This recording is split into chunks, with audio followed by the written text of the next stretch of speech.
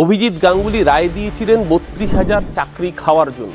ঢাকি সমেত বিসর্জন হলো বাংলা বিরোধী জমিদারদের।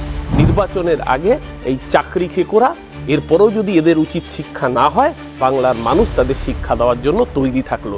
কাকচিল শকুনরা ওত পেতে বসেছিল নির্বাচনের আগে চাকরি খেয়ে বাংলার যুবক যুবতীদের, বাংলার শিক্ষিত সমাজকে, তাদের মেরুদণ্ডটাকে ধ্বংস করে দিতে। এতগুলো মানুষের চোখের জলের বিনিময়ে ভোট জিততে চেয়েছিল, বাংলার মানুষ তাদেরকে ক্ষমা করবে না। আজকে মহামান্য কলকাতা হাইকোর্টের রায় কার্যত ঢাকি সমেত বিসর্জন হলো বাংলা বিরোধী জমিদারদের। এর আগে অভিজিৎ গাঙ্গুলি, উনি বিচারপতি ছিলেন না বিজেপির দালাল ছিলেন, আজকে পরিষ্কার। অভিজিৎ গাঙ্গুলি রায় দিয়েছিলেন ৩২,০০০ চাকরি খাওয়ার জন্য।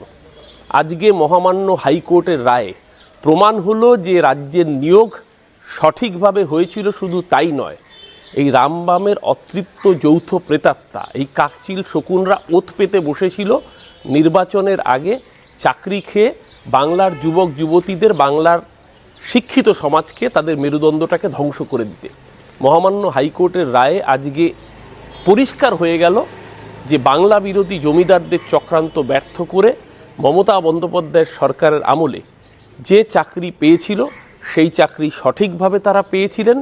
কিন্তু রাজ্যব্যাপী দীর্ঘদিন ধরে এই যে একটা পরিকল্পিত প্রোপাগান্ডা চালানো হচ্ছিল, এ রাজ্যে শিক্ষার মেরুদণ্ড ভেঙে দেওয়ার যে চেষ্টা করা হয়েছিল, আজকের মহামান্য হাইকোর্টের রায় সমস্ত চক্রান্তকে ধ্বংস করে এই অতৃপ্ত প্রেতাত্মাদের গালে থাপ্পড় মেরে বাংলার মানুষ আজকে প্রমাণ করল যে বাংলা উন্নয়নের পথে ছিল, আছে এবং আগামী দিনেও থাকবে।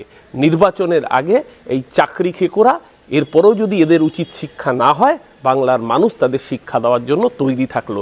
যারা এতগুলো মানুষের চোখের জলের বিনিময়ে ভোট জিততে চেয়েছিল, বাংলার মানুষ তাদেরকে ক্ষমা করবে না। আরো ভালো ভালো খবর দেখতে সাবস্ক্রাইব করুন বাংলা হান্টের ইউটিউব চ্যানেল।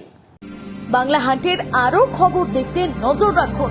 বাংলা খবর মানেই বাংলা হান্ট।